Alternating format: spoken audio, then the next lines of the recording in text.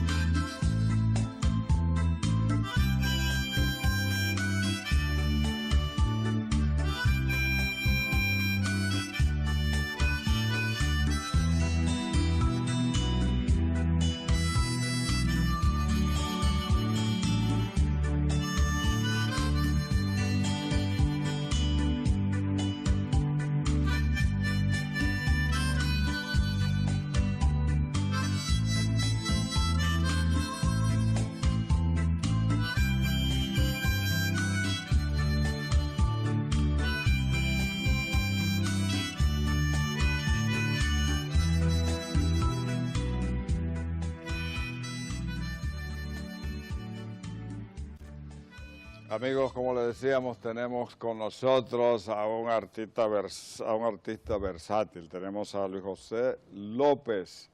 Él es un artista plástico, un veterano pintor, músico y comunicador. Bienvenido. Gracias. ¿Cómo está usted? Bien, gracias. Me alegro tenerlo aquí, porque yo creo que es un ejemplo de energía, de versatilidad y de talento. Me gustaría, antes que todo, hablar antes de hablar de la música y antes de hablar de... Vamos a hablar de lo primero pintura, primero. De lo primero, sí, que fue tu participación en la radio, una participación muy brillante, porque tú fuiste locutor de varias emisoras. De varias emisoras del país, cuando la radio era el medio de comunicación fundamental, no era la televisión. Era otro tipo de música. Háblanos de ese tiempo. Fíjate, yo inicié la radio en la ciudad de Puerto Plata en 1966. Me involucré con esto, producto de, vamos a decir, de una casualidad.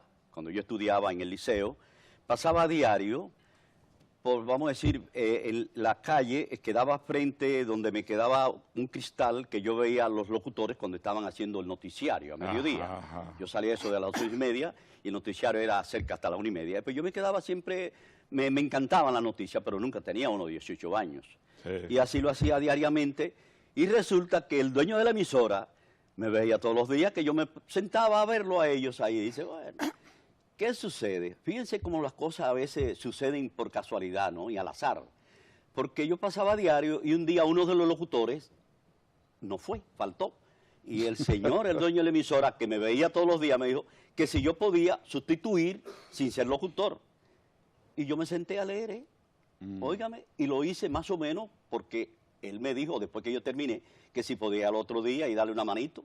Y así fui diariamente. En aquel entonces no era como hoy en día. Yo no tenía un carnet de locutor.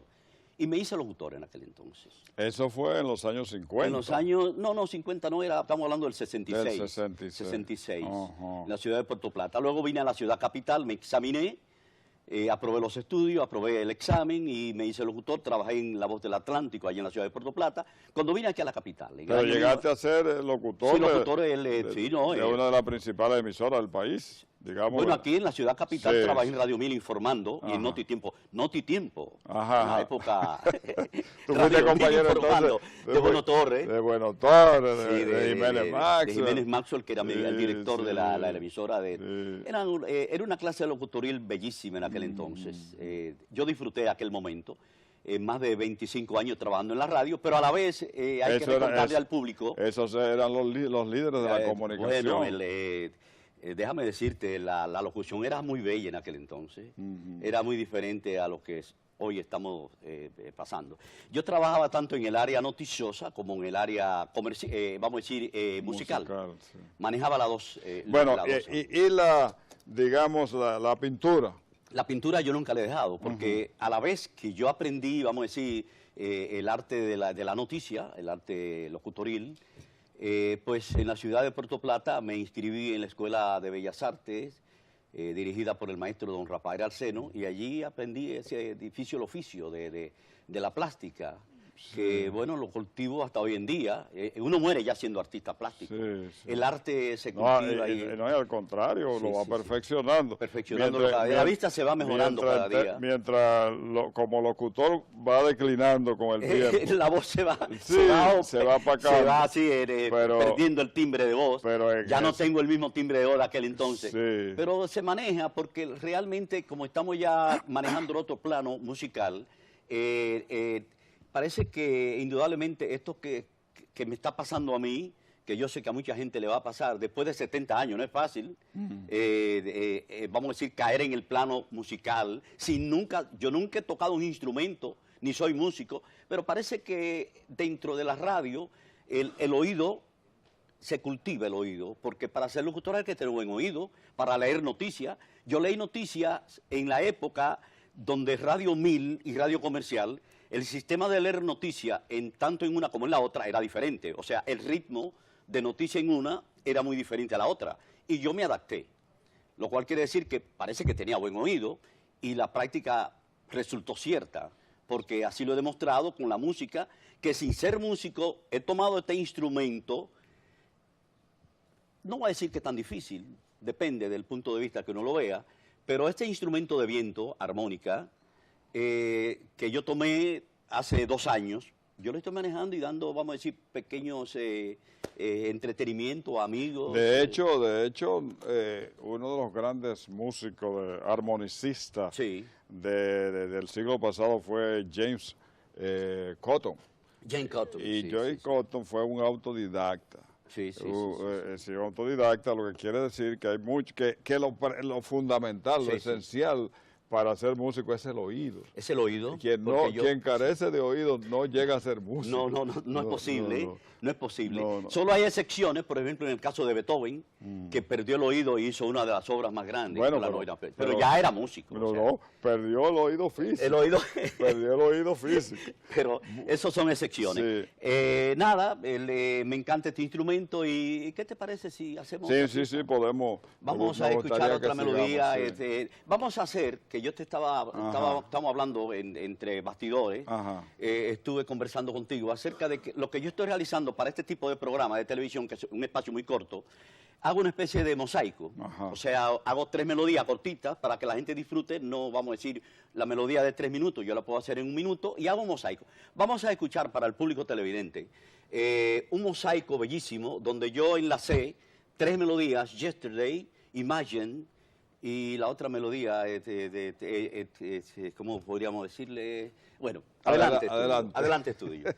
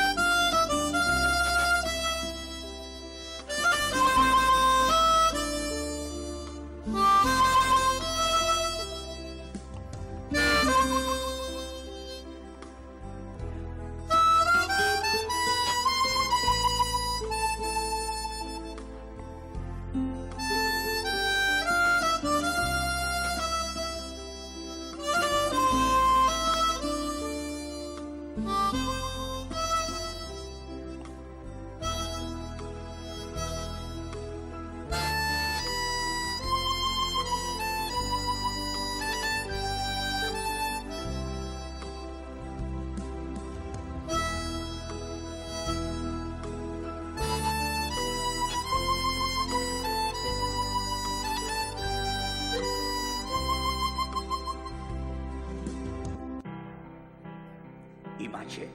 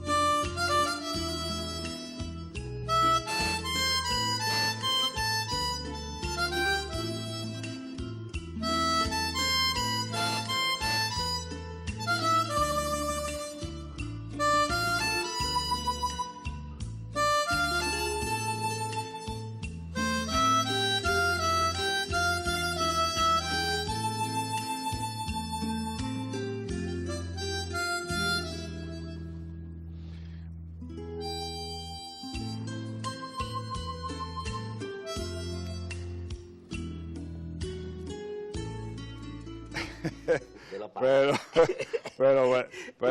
Pero fue, tú me dijiste que fue muy curiosa la forma en que tú llegaste a tocar el instrumento, porque tú eras profesor de tenis, que aquí tengo un libro Sí, sí, que es cierto, escribiste, sí.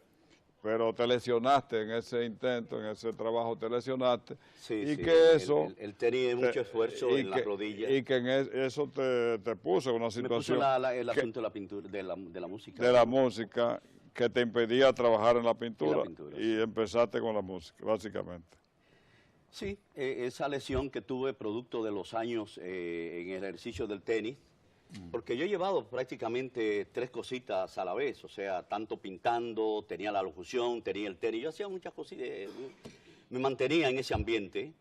Ese libro se publicó en los años 82, de una serie de gráficas que muchos de los jóvenes de aquel entonces pudieron asimilar las gráficas que habían ahí, aprendieron mucho. Muy bien, pero háblanos ahora de la entre una cosa y otra, de tu obra como pintor, de tu obra pictórica. Mi obra ¿Por pictórica, qué? sí. Porque ya te he dicho que yo tengo una obra del 87, Sí, de una marina. Que uno ha ido cambiando, sí. el artista siempre en la plástica va haciendo cambios de acuerdo a la época, a las cosas que uno ve, eso le causa a uno esos cambios que van sucediendo en el devenir, ¿no? Y ahora mismo yo tengo unos 2 años en el Ministerio de Cultura, que en la George Washington. Yo hice una exposición hace 2 años, una individual, que fue bien acogida por el público. La última vez hace 2 años que yo que trabajé a nivel individual, porque yo he tenido en colectiva, yo he participado en más de 20 colectivas con varios artistas dominicanos. Pero como te quiero decir, en los años 80 yo puse de moda un tema que la gente casi no me paraban en las manos. Mucha gente lo adquiría, que era la mujer típica dominicana con el sombrero, los ojos azules, y eso la gente le gustó mucho ese tema. La verdad es que la pintura para mí es mi modo vivendi, y ahora con la música estoy haciendo 2 cosas a la vez. Estoy pintando y estoy tocando. Creo que más feliz de ahí no podría ser. No puede ser. La verdad es que sí, que me siento muy bien. Me siento a tono. Sí, pero tú has ido variando los temas en pintura con... Sí, ahora estamos con unos temas modernos. No sé, yo te traje un tema muy bonito que me gustaría que tú se lo enseñaras al público, ¿no? No sé si es posible, ¿no? Vamos a hacerlo, vamos a hacerlo ahora. Sí. Tú quieres entregarme una obra de arte, una pintura que la gente tú trajiste. Sí. ¿Me preguntabas? Sí. O sea, que tú has ido variando mucho los temas. Este trabajo, yo se lo hice a este caballero, mi hermano. Esto es una bailarina. En las copas... bueno, no. Sí. Yo le iba a dar un poquito para que el público pueda disfrutar. Pero muy bien. ¿Te gustó? Sí, muy bien, excelente, y muchas gracias. Te lo agradezco mucho. Te lo agradezco mucho. Ok. Me gustaría que tú nos hablaras más, porque tú has ido variando. O sea, al principio tú tenías la morena, esa morena, tú pintabas marinera, ¿cuál es la fuente que te hace modificar? Para nutrirme. Sí. Fíjate, yo estoy ahora elaborando unos temas, no sé si lo pusieron en pantalla, lo estuvieron en pantalla exhibiendo. Sí. Ese que está en pantalla, precisamente, como ustedes pueden apreciar, es una joven que está subiendo una escalera, como ahí da la impresión de como que quiere irse a otros mundos. Ella va caminando como para escaparse de este mundo e ir a otros mundos, como a otra existencia. Y eso mismo pasa con esa joven que está sentada, soplando una mariposa, como buscando algo en otros mundos, en otros espacios. Ahí está ella, fíjense, el mismo tema, con la profundidad de las nubes, como en el vacío, ¿no? Buscando algo. Ahí es un desnudo, bueno, ahí se ve dando la espalda también. Y podemos ver otras de las imágenes. Fíjense qué lindo está ese tema. Sí. Como se escapan las sombrillas y ella está como percibiendo ese aliento. Eso es el escape a otros mundos. Sí. Ya esas son, ese tema que está ahí, que se está viendo en pantalla, Sí. ese lo hice yo yo tenía 21 años. Ese es un trabajo al carboncillo. Vamos a detener esa. Ese es San Juan Bautista. En el San Juan Bautista. Eso es vamos a decir, a lápiz, a plumilla. Y yo creo que se puede ver un autorretrato que tengo. Pastel, sí. Y un pastel. Sí. Yo creo que aquí en estudio tienen Sí, uno sí, de los mira, dibujos mira, míos. mira, Por favor, me lo pueden hacer llegar. Es un autorretrato. Ese es un autorretrato que hice yo. Por favor. Sí, sí, está colocado ahí. Lo tienen. Está colocado. Está colocado. Ok. Ese autorretrato, Sí, también de los años 60, del 62, 63, un autorretrato. sí. Y bueno, ¿está planificando alguna exposición con relación a eso? Estamos Porque ahora preparando. una exposición tuya sería interesante, una exposición con un concierto. La idea es muy buena. Sí. Eso estamos elaborándolo. Ajá. Creo que sí, que eso Una exposición próximamente estamos preparándolo. con un concierto Con del un concierto autor. de armónica. Sí, Sería del ideal, autor, ¿eh? Sería ideal. Creo sí. que eso viene. Sí. Y te lo agradezco porque me ha dado bastante estímulo. Fíjate que te agradezco la invitación que me hiciste al programa. Viste parte de mis obras y por eso me hiciste la invitación. Vamos a escucharte al final del programa, Sí. a escucharte con la armónica. Ok, Sí. Viene. vamos con otro tema.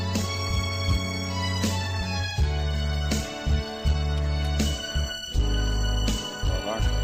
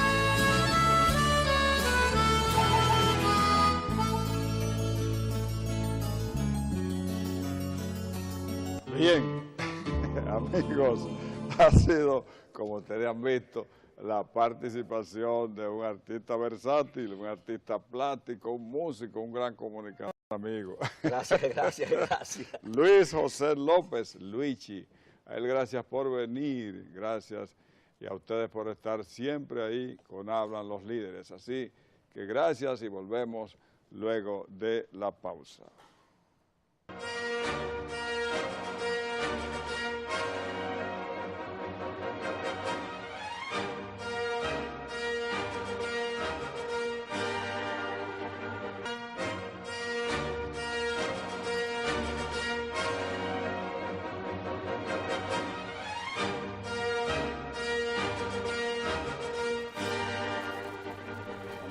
estamos de vuelta. Ahora tenemos el placer de tener con nosotros al licenciado Mijaíl García.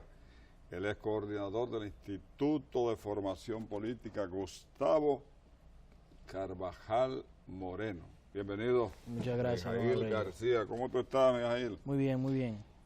Lo he invitado aquí, Mijaíl, porque queremos que usted nos hable de ese instituto, el Instituto Gustavo Carvajal Moreno, que de reciente formación, pero que está llamado a ser muy útil en la vida política dominicana, porque aquí hay varios partidos pertenecientes a la COPAL, y pienso que no solamente para la República Dominicana, sino para el resto del continente, porque ese instituto tiene características especiales que yo quiero que usted le explique al pueblo dominicano y a la comunidad política en qué consiste, cuál es su objetivo y cómo está llamado a funcionar. Bueno, el Instituto de Formación Política de la COPAL surgió en mayo del pasado año, del 2016, perdón, como una iniciativa del presidente de la COPAL, Manolo Pichardo, a los fines de que los partidos y los miembros de los partidos políticos de la COPAL tengan una herramienta, un instituto que le permita, que le dote de herramientas para asistir al mundo que estamos viviendo. Sabemos que hay un mundo que está interconectado, que estamos pasando de la unipolaridad a la bipolaridad y luego a la multipolaridad, y entonces los miembros de los partidos políticos deben tener herramientas, deben entender el mundo de hoy, y eso busca el instituto. El instituto. Pero bueno, está concebido básicamente para los miembros y los militantes de esos partidos que pertenecen a la COPAL, digamos, básicamente el PRD, el Partido de la Liberación Dominicana, el BIS, el Bloque Institucional Independiente, y uno que otro partido. Y el PTD, aquí en Dominicana. Sí. Cierto. Pero la pregunta es, con esa utilidad que yo creo que está llamado a tener para la formación política, ¿podrán tener acceso otras organizaciones u otros militantes de otros partidos? No, el requisito fundamental en estos momentos, en la primera fase del instituto, es que sea un partido miembro de la COPAL. Claro, el instituto es mucho más abarcador porque abarca toda Latinoamérica, todos los partidos de la COPAL. Como sabes, la COPAL tiene 60 partidos de más de 30 países de Latinoamérica. Sí. Entonces, en este primer momento hemos diseñado un plan de estudio para los partidos miembros de la COPAL. Bueno, tienen un programa bastante balanceado y bastante completo, que está llamado sobre todo a fundamentar y a fortalecer la ética de esos militantes en su formación política, marketing político, y a crear una nueva mentalidad. Entonces yo le pregunto a usted, Mijaíl, ¿cuál es la visión que usted tiene de que lo que debe hacer un militante del siglo XXI en esta nueva época del conocimiento? ¿Cuál es la visión que usted tiene? Bueno, en primer lugar, un militante del siglo XXI debe dejar atrás la Guerra Fría, el lenguaje de Guerra Fría, el pensamiento de Guerra Fría, debe asistir a lo que es la política de la sociedad del conocimiento, parecerse a la sociedad de hoy, manejar las herramientas de la sociedad de hoy. Un político debe manejar redes sociales, debe manejar comunicación política, debe manejar imagen política, debe manejar fundamentos de economía, porque el mundo de hoy se rige por la interconectividad y la economía. Entonces, en ese sentido, los políticos de hoy deben dominar esas herramientas, y con el instituto estamos reforzando y ayudando a que los políticos de los partidos miembros de la COPAL trabajen en ese tipo de cosas. Pero el sistema político dominicano sigue siendo sumamente precario. Precario porque prevalece todavía el clientelismo, prevalece la falta de ética, prevalece el negocio, el espíritu de negocio y de la inversión en política, y llamémoslo hasta cierto momento, de alguna manera, la corrupción en la política.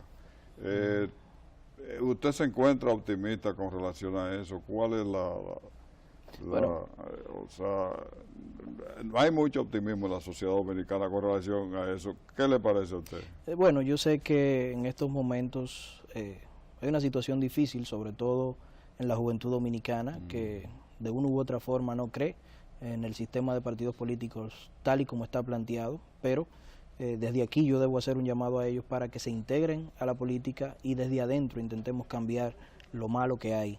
Yo sé que hay mucho ruido en estos días y que ha habido mucho ruido en todos los partidos políticos del sistema, pero también sé que hay muchos jóvenes valiosos en cada uno de esos partidos y sé que hay muchos viejos robles valiosos también que han esperado su turno y que han hecho un buen trabajo, unos en las posiciones públicas, otros todavía no han llegado, pero tienen el deseo de hacer un buen trabajo. Entonces, la exhortación queda de que se inserten en la política y que trabajen para cambiar lo malo que hay en los partidos políticos. Pero no solo un asunto de la juventud, el problema de las mujeres es también crítico. Juventud, mujer, una clase política que se eterniza en las posiciones, que se renueva en las posiciones y que da poca oportunidad a la juventud. Se hacen viejos, los jóvenes se hacen viejos y no tienen oportunidad porque los viejos se apegan al poder, se apegan a las posiciones, y pienso que hasta en China el Partido Comunista se renueva cada 10 años en China. El Partido Comunista, eso es una norma que se renueva cada 10 años. Pero aquí duran 20, 30 años en los comités políticos y en las comisiones ejecutivas, el comité político en el Partido de la Liberación Dominicana, pero en los otros partidos se llama comisión ejecutiva o algo así, en el PRM, y entonces se eternizan ahí, llegan a 80, 90 años, y la juventud, los que son jóvenes se envejecen. Entonces, eso está teniendo una consecuencia, que los jóvenes dejan de aspirar y cogen otro rumbo, otro desvío, que a veces se desvían y a veces hasta la delincuencia. ¿Qué posibilidad y qué opciones usted ve? ¿Cómo te avisora el cuadro político dominicano en una situación como esa? Bueno, es difícil la pregunta, porque ciertamente hay una negación a la renovación en la mayoría de los partidos políticos, pero mi única aspiración es que a partir de que vengan nuevas generaciones en los partidos, porque nadie es eterno, todo llega a su final. Cuando lleguen las nuevas generaciones, que no repitan lo mismo que están haciendo estas generaciones, de cercenar el crecimiento político de los líderes juveniles de la República Dominicana. Yo espero que cuando nosotros nos toque el turno, nosotros no hagamos lo malo que hemos estado criticando de esta generación política. Pero hablemos de la política del continente, aunque tengamos con reserva de que volvamos ahorita de nuevo.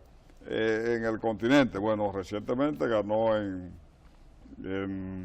Ecuador el candidato del gobierno, digamos el candidato del presidente Correa, lo cual es un alivio en esa carrera precipitada de caída de la izquierda, los gobiernos de izquierda en América Latina.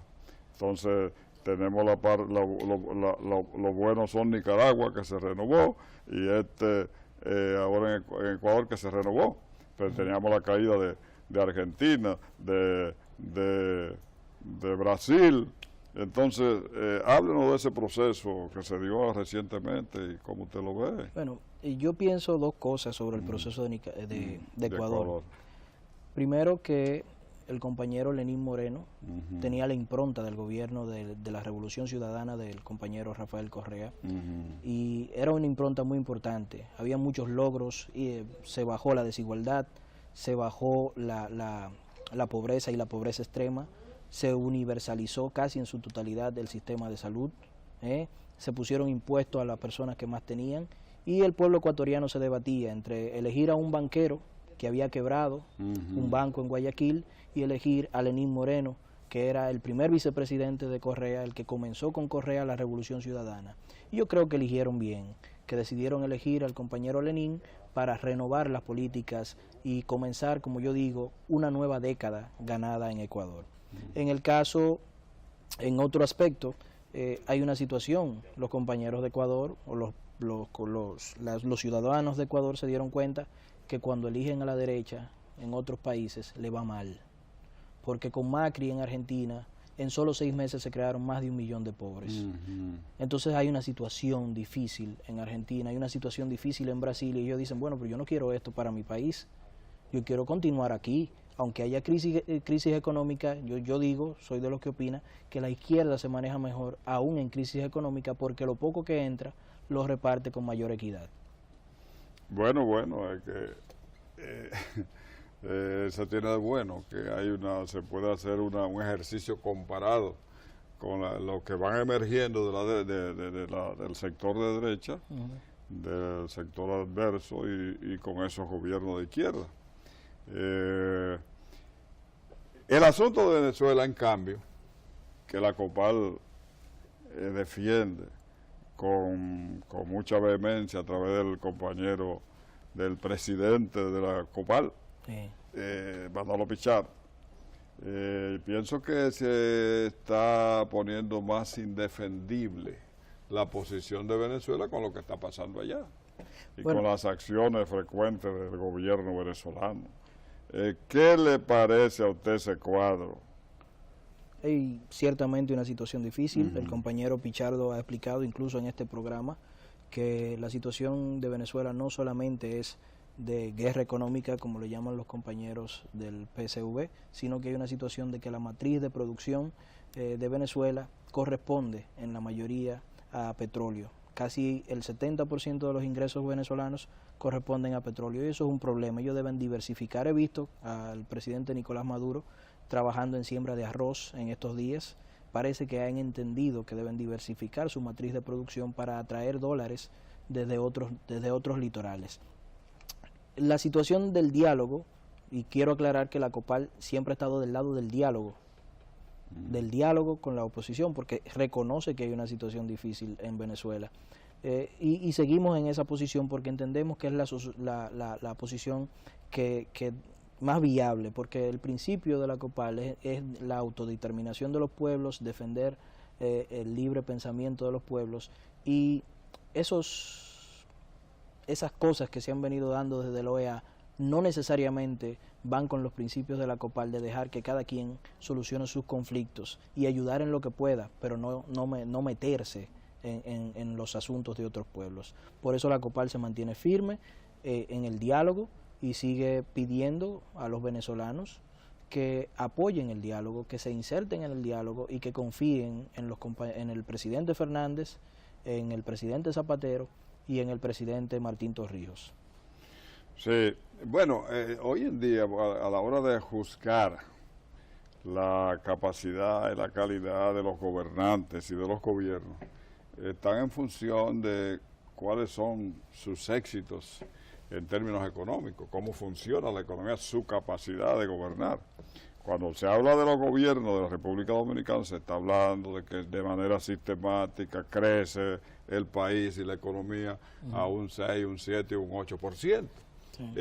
Mientras aquí parece que se cae el mundo, la República Dominicana y el presidente de la República Dominicana son la admiración del continente, porque es el país de mayor crecimiento económico en América Latina. Fíjese cómo es. Entonces, el asunto no es hoy de color político, no es de color político, es de capacidad y de habilidad para gobernar, y eso es lo que parece que se está tratando y que está pasando en Venezuela, que no tienen capacidad para gobernar, aun cuando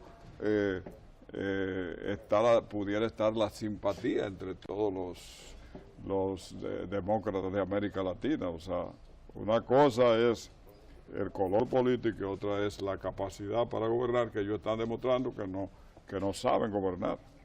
Bueno, pero yo pienso que no solamente ellos han demostrado que no saben gobernar, y aunque no comparto eso totalmente, porque cuando Hugo Chávez era gobierno, la economía andaba bien y hubo una repartición, y de hecho Venezuela hoy por hoy es uno de los países menos desiguales. Claro, habría que ver los datos luego de la crisis.